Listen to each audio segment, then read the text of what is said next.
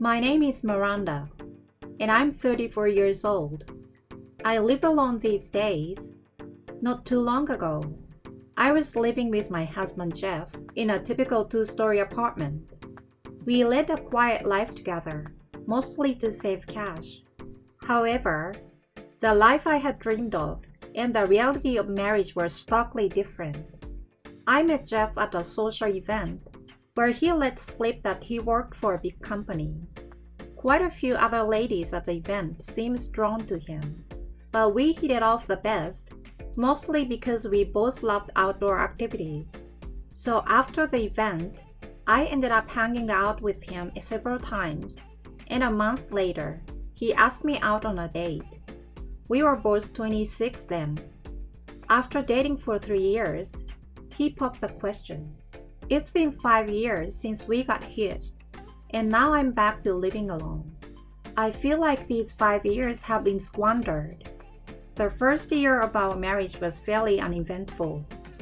I did sense that my in-laws weren't exactly thrilled with me as their daughter-in-law, but I didn't let it bother me much, since our interactions were minimum.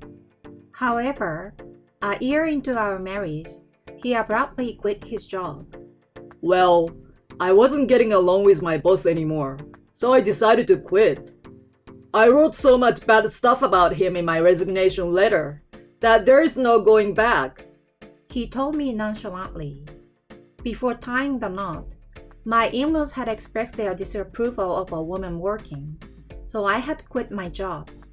But with this sudden twist, we found ourselves both out of work. We couldn't sustain our lifestyle like this. Yes, he just brushed it off saying, I will chill out for a bit, and didn't even bother to hunt for a new job. He would just lounge around all day, claiming he's visited the job center, and even occasionally ask me for some spending cash. Previously, he worked and I was a homemaker, so I didn't have any extra money to give him. But he didn't seem to get the situation and refused to job hunt. So I decided to rejoin the workforce. Luckily, my coworkers didn't harbor any negative feelings about my return. They were actually pretty welcoming.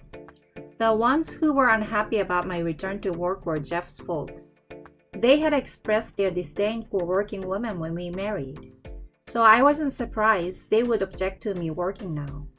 So I asked Jeff to break the news to his parents that I was working because he had quit his job, but he dismissed it saying, Yeah, I will let them know eventually. But he never did. Instead, he just told them I was back at work. They called me immediately, demanding I quit and calling it indecent. Annoyed, I told them to ask Jeff why I had to go back to work and ended the call. That turned out to be a mistake. Somehow, Jeff had told them that I went back to work because I wanted my own money. This only fueled their criticism of me. Naturally, I was livid at Jeff and confronted him about his lie. He just shrugged it off, saying, Well, you know how my parents are about image, right? If I told them I quit, they might pass out. I want you to wait until I find another job and reassure them it's all good. The prospect of tolerating my in-laws' snarky comments for an undetermined amount of time, just to maintain the pretense Jeff and his parents cared about, left me with a splitting headache. So I shrugged off Jeff's views and headed over to his folks to spill the beans about his job situation. They seemed skeptical, just taking my word for it. So I came prepared with an audio clip where he chats about quitting his job. Since I frequently asked him why he quit and when he planned to job hunt, scoring the recording was a piece of cake. Once they heard the evidence I gathered, they blanched. Yet, they didn't show any sign of apologizing to their daughter-in-law, whom they had looked down on and tossed snide comments at. If you had backed up your husband like a good wife should, he wouldn't have quit his job out of the blue. The father-in-law began laying into me without warning. His wife chimed in with a blame game, saying, "Because of such a wife." and started weeping uncontrollably. Their yelling must have been loud because their other daughter, Sally, who was in another room, poked her head into the living room asking, "What's up with everyone?" "This doesn't concern you, Sally. Please go back." She hastily tried to usher Sally out of the room, but I was still playing the voice recording, so she caught on quick. I've heard that Sally is a 28-year-old remote worker. She confided in me that she has a boyfriend, but begged me to keep it a secret because her folks or Jeff finding out would mean trouble. It seems she longed to work outside the house, but her parents' belief that women shouldn't work outside had her hands tied. The fact that she looks up to me, who has work experience outside the home, isn't lost on her parents either. They have been badmouthing me to her, trying to get her to dislike me for various reasons. But so far, no dice. Thanks to this, Sally, having heard the voice recording, gave her folks a mean glare, probably comparing me and them in her head. "Are you two dissing Miranda gang? You're all about keeping up appearances, but do you think it's honorable to gang up on her Jeff's wife? And it seems like he quit his job. Despite this, have you been ribbing Miranda for getting back to work recently? She had no choice but to work because he wasn't earning, and you guys were peeved about that? You two really don't think things through. If you're going to prop up Jeff, just because he's a guy, find him a job pronto." She railed at them. Faced with their own daughter's harsh words, they slumped and hung their heads right there. Sally left them in that state and came over to me. "Miranda, I'm really sorry about my dimwit brother. I guess he's going to start mooching off your earnings. So when that time comes, don't think twice about cutting him loose," she said. I smiled back at her. That's the plan. I have zero intention of spending my life with a man who refuses to work. His parents, afraid it would be scandalous to be dumped by their daughter-in-law, were more insistent than I was on Jeff landing a job. They often hauled him off, who was idling around without visiting the job center, to scout for work. Thanks to that, he landed a gig at another company 6 months post quitting his job. He had been with a big company earlier, so he found employment, but he sneered at the company as a small fry that doesn't match my skills. Because of this, I had a hunch this job wouldn't last long either. My prediction was either spot on, or he lasted longer than I thought. But after 3 years, he said, "This place wasn't a good fit after all," and bailed on the company. Maybe hanging in there for 3 years counts as a win. Even though he was back at work, I have been with one company for longer than he has. By then, through my dedicated service and commitment to my job, I had climbed the corporate ladder to a managerial position, and my salary had seen a bump. That's because I knew I couldn't bank on the careless Jeff anymore. And there was another thing. I needed cash to look into something that was bugging me. As a result of my investigation, I decided to take action. "Hey, let's call it quits." My words made my husband's eyes pop. "I don't think I can stick it out with you any longer. So let's get a divorce." He was a man with a peculiar air of self-assuredness, having always been cuddled by his parents and told that, as a man, he was destined for great things. So, when I brought up the topic of divorce, even while I was handing him the divorce papers, he smirked and said, "Are you sure about ditching me? It's unthinkable that a woman like you would ever snag a man like me again." I couldn't quite grasp his words, but I took the divorce papers and penned my name in the designated space. Despite this, he seemed to hold a belief that he was immune to divorce, asserting, "If you're that obstinate, I will head back to my parents' house for a bit. Have fun sobbing your heart out in my absence," and hastily packed his stuff and headed home. This worked out in my favor. I submitted the divorce papers while he was gone. signed a lease for a new apartment, moved in, and kicked off my solo life. However, the place I'd moved into was designed for two.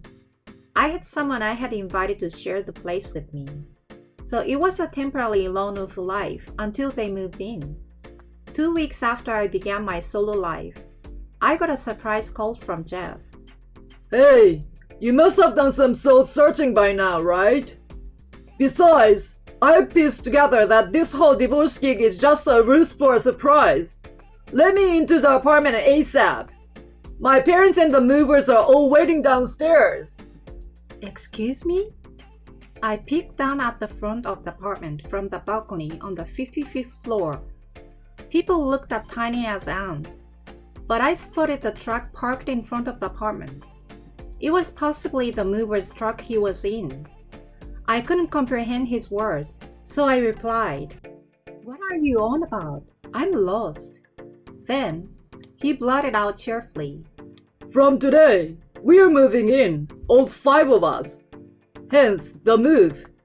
Don't keep my folks waiting.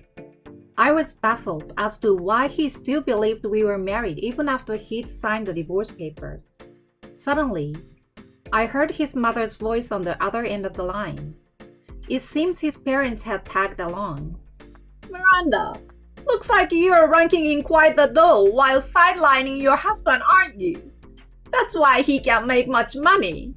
You're the one draining his drive. It's inevitable. If you're the breadwinner, then you have no choice but to play the supporting role to a working wife. It appeared that I was always belittled by them in my capacity as his wife. I sighed and let one thing out for her. "By the way, I'm single." What? "I divorced Jeff the other day. I told him I wanted to split, and he signed the divorce papers I handed him. So I filled in my part and filed it at the office. I had no plans to support a stranger." With that, I ended the call. Behind me, Sally, who was whipping up some cocoa, asked, "Was that my brother just now?" "Yeah, it was Jeff and his mother. They seemed to have discovered that I moved into their apartment and came with the intent to freeload. They mentioned they were planning on a family of 5, so they probably counted you in as well." At my words, she grimaced. "Ooh, I'm sorry. It might be my fault. Maybe he spotted my phone or heard me speaking to the mover when I was relocating. Honestly, your family has no shred of decency when it comes to women. Actually, I'm sharing the place with Sally. I suggested room sharing to help her, who was unable to leave her house due to constant interference from her family. I chose this upscale apartment because I thought that even if relocated, her family would barge in if the security was lax. No matter how long they camp out in front of the apartment, they likely won't be able to get in. Her boyfriend is currently on a solo assignment overseas, so we were discussing room sharing for a few years. Even so, I was taken aback when they abruptly switched their stance on being financially dependent." I remarked, "Did my mom actually say that?" She cocked her head in confusion. Up until now, Sally's mother had always maintained that it was unseemly for women to work, constantly advising Sally to avoid venturing out for work as well. Despite this, I was perturbed when she suddenly flip-flopped on her opinion and announced she intended to live off her daughter-in-law. "Ah, come to think of it," Sally concurred as if the penny had dropped. "Maybe my dad finally confessed to my mom that he lost his job?" "What? Your dad is jobless?" "It appears he got sacked by his boss for blurting out sexist remarks like all female employees need to do is brew coffee, undermining their work, and dismissing their contribution merely because they were women." "Oh wow, I thought he only harbored such traits at home." I sighed. Evidently, he was imposing his misogynistic views on others outside home as well. Now, neither of the 3, Jeff and his parents, are employed. As a result, they must be counting on Sally and me, who are gainfully employed. The fact that they snooped around her smartphone implies they must have discovered that I'm living with her. Regardless of what they presume, it seems like they concluded, if Sally is rooming with Miranda, we can band together too, and they stormed our flat. While we were discussing this, I had no option but to pick up the phone since Jeff wouldn't stop calling. Hello? Stop this tomfoolery! Haven't you had a moment of introspection? I'm warning you, I'm coming back. Why would you let a stranger into my home? We were divorced, so could you stop meddling? Then why are you living with Sally? She's my sister. She expressed her wish to disassociate from you guys. She said she left a note at your house. That note is void. You remain my wife until I say I've had enough of you. And Sally is my sister. Got it? Oh, this is such a hassle. Could you liaise with my attorney from now on? I plan to sue you for damages due to your infidelity in the future. A lawyer? Infidelity? What on earth are you prattling about? I sighed. He never questions why I wanted a divorce, but I chose to sever ties with him after uncovering his infidelity. He was fired from a blue chip firm and from the subsequent company he landed a job with, because he was making advances on a female newcomer at the farm. Both dismissals resulted from the infidelity occurring during office hours, and he appeared to have promptly split up with the woman he was seeing as soon as he was fired. The reason I was kept in the dark until now was because the companies didn't want to disclose this, fearing the story would leak. When he resigned for reasons I didn't approve of, I hired a private detective to dig up the truth and found it was due to infidelity. Jeff was rattled when his infidelity was exposed, but swiftly resorted to blaming the victim, professing things like, It's the fault of the one who gets cheated on. Infidelity is a mark of a man's honor. So I calmly resorted, There's no honor in a man who's broke, and ended the call. In the end, they moved back to their old house after apologizing to the movers. However, they seemed to have resolved to sell the old house as well, and they hastily began scouting for an affordable apartment for the trio to live in. There was also a claim for damages from me, and they had to live together. So Jeff and his dad had no option but to start job hunting. But his mother had never worked before, and she had been disparaging me, so she didn't find work readily. On the contrary, she's lazing around at home claiming women don't need to work. As a consequence, Jeff and his father are seething. Although they used to be in perfect harmony, they are now living together, hurling insults at each other. When we heard such tales through Sally's friend, we agreed on how fortunate we were to escape that family. This room shelling will end once Sally's boyfriend returns from abroad, but that's when she plans to tie the knot. She turned to me, I want you to grace my wedding as my family, and I nearly teared up. I intend to continue championing her happiness while pursuing my own.